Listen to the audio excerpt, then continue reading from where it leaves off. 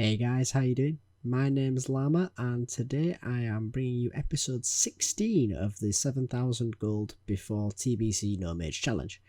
And we've got quite a lot of different stuff for you today. Like I said in the last episode, we have been looking to diversify into new markets that we think are going to be emerging as a result of the information on pre-patch. And as a result, we've done stuff that is a little bit different this time around. But we have also mixed in a jump run or two there as well. So, what are we doing in Shadowfang Keep? Essentially what we're here for is treasure chests. And that's because we're looking to get ourselves stocked up on green and blue items for any aspiring new characters out there for being people's mains in TBC. Ideally, we're going to be aiming for items that are good for a paladin, given that that's what the majority of people are going to be leveling on my horde side. And that would be something that is most easily acquired without the use of a mage for me and what I have available to me at least from these treasure chests. Now I'm hoping to get quite an array of items across quite a few different level ranges, which is why you see me in Shadowfang Keep. As well as Shadowfang, we also had a highly unsuccessful run through Uldaman, although we did pick up a few mining nodes along the way. As well as then a couple more runs after the one that I decided to record that were slightly more fruitful, but in truth this was not the best dungeon that we ran. Although I can see it being better in future, I think it was mainly just poor due to a lack of luck. We then moved over to Razorfen, which is one that I did enjoy doing because of the fact that it meant that I could double up. I like any farms that offer the chance to double up. I'm here both for the items that we've already aforementioned from the mobs and ideally the treasure chests. But of course, as you've seen in the past, we do get blue items in here that I can disenchant on my rogue to get small radiant shards, which gives a certain degree of consistency to this farm. This particular time around, I would say that we were quite lucrative in terms of the blue shards that we got from the mobs, but the treasure chests were underwhelming. We did get some stuff, we did actually get some stuff that we think we can sell, but it was few and far between and not particularly high in value when some items that you can get in this level bracket are actually quite lucrative, and hopefully we'll see some of them in a future episode. The last farm that we undertook for getting treasure chests was in Scarlet Monastery on my warrior. We switched to the warrior this time because the disenchant value in this dungeon is quite a bit lower than in the other ones, but there is a lot of herbs of high value in here as well that I can then use to make some money from consumables. So the warrior, being my herbalist, seemed to be the right choice. I did do all but cathedral in terms of the wings when I was farming this, because not only are those the ones that are lucrative for the herbs, but also they are the ones that are going to be the best for treasure chests. Graveyard is going to be the fastest and easiest, usually providing 2 chests, albeit one of them is usually locked, limiting my warrior's capacity to open them. However, in library, it's not uncommon to see 3 or 4 chests, which is pretty fantastic, albeit it does make it hard to get in and out of the dungeon, but you will have to just think about your own ways around that problem. Of course, it's not the longest dungeon, so you can just run out, but just bear that in mind when it comes to trying to factor in your efficiency. And finally, the last thing to talk about in farming was our jump runs, and the jump runs were 2 things of note really this time around. First of all, incredible luck. We've only done a few jump runs and I think we actually got 4 arcane crystals from genuinely like 5 runs, including, if I'm not mistaken, 2 arcane crystals in 2 hits in the run that I have the clip for here, which is pretty fantastic, and that's obviously why I continue to do these runs, because they are pretty consistent gold, but then every now and then you also get a nice chunk from just blind luck like that. The second thing I wanted to talk about in terms of the jump runs is that, of course, they take place in Diamol. And Diamol is another valid option for opening treasure chests. Now, with it being a higher level, you are most likely going to want a rogue for doing this. The majority of the treasure chests that I've seen in here are locked, and also the mobs in question are probably going to need to be killed or use some of the clever pathing techniques and a vanish on walls that are nearby to the treasure chests in order to be able to open them. They can be incredibly finicky to do, and it is one of the reasons why I didn't bother in this particular time around, because I didn't think that the time required to learn how to use the proper management of pulling the mobs and then vanishing to be able to open the treasure chest was going to be worth it to me, most notably because of the fact that I'm actually pretty well stocked up on items in this level range simply from doing the jump runs. So I figured that I could probably get better value expanding into some of the other different level ranges in terms of time spent farming. But now it's time for my favourite bit. We move on over to our bank character and see how we've done since last episode. Okay, so we're on the bank character now, and the first thing we're going to talk about is 4,529 gold, which is absolutely fantastic. That is a big step up over where we were last episode. If we take a quick look where we were at last episode, you'll see it was filmed on Friday.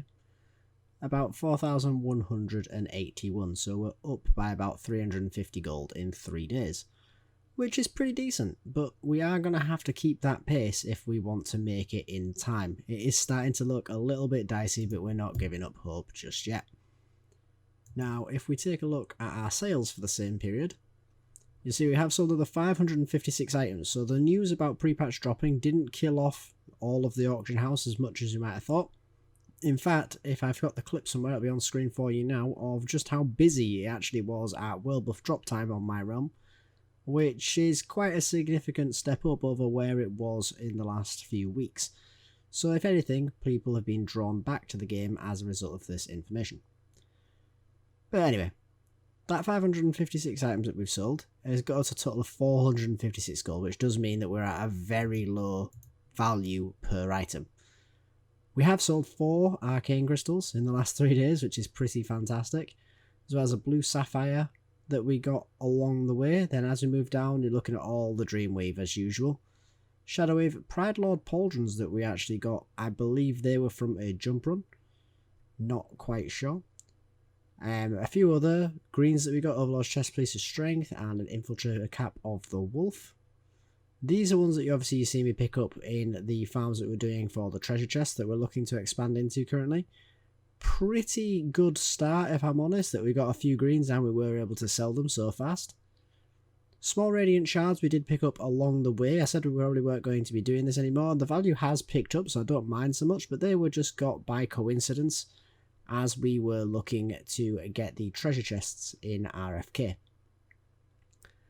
Then moving down, you're going to see we finally shifted some of our frost oils, some elemental waters, and then we did sell that grunt shield of the tiger finally, but it was only for a gold. Not entirely sure that was worth it.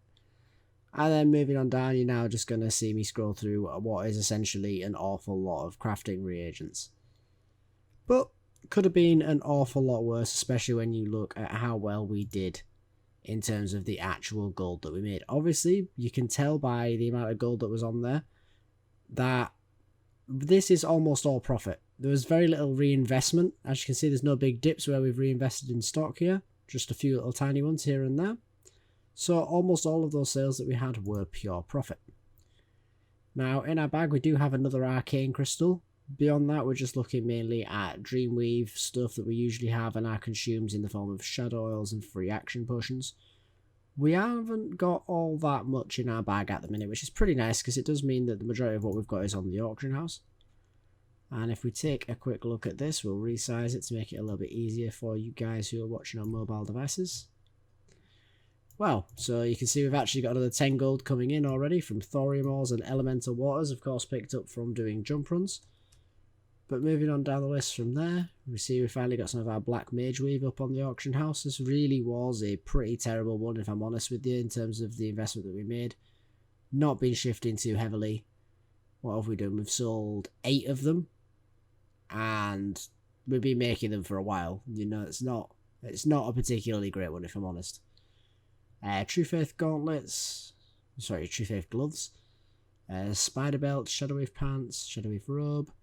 Shadowwave robe, on the other hand, if you look at that one, sold 12 of them, and the maximum price that we sold it for is nearly 12 gold.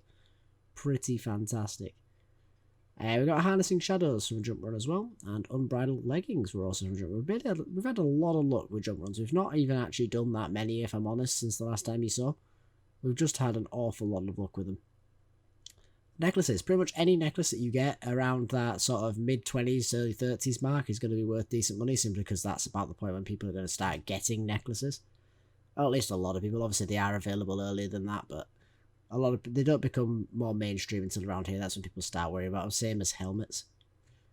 Moving on down, you're going to see Oil of Immolation, Invis Pots, Cyan Grenades, awful lot of consumables, and then you're going to see a lot now of green items we've picked up from doing the various different treasure chest runs that we've been looking at.